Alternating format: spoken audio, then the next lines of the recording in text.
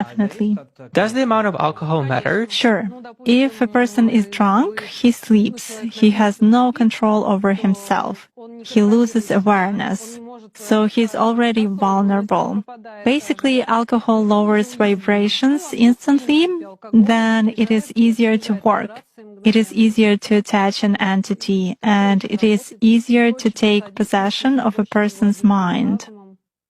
Does it mean that it's more difficult to influence a person if he keeps his thoughts in purity? Yes, absolutely. When faced with various religions, it is very difficult to influence Muslims.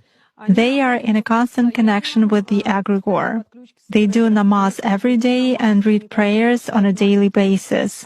They are constantly under some kind of a dome, so it is very difficult to influence them. When you start impacting a person, he begins to address in a prayer. Indeed, many of them are very different from those who come to church only when everything is bad in their life. They come to pray, and then for 5 years they forget about God, some canons, and so on. Muslims, as a rule, passionately believe and passionately give energy to their egregore, and this egregore protects them very well. That's why it is very difficult to work to make any kind of influence on a true Muslim believer.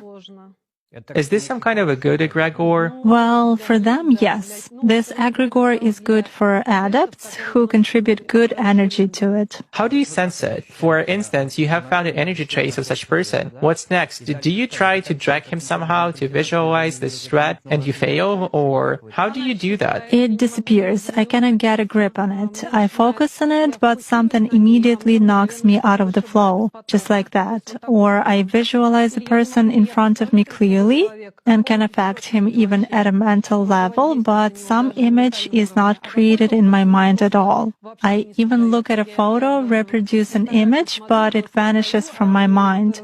Thus, I can clearly see that a person is covered with something. Does this only work with Muslims? It does for me.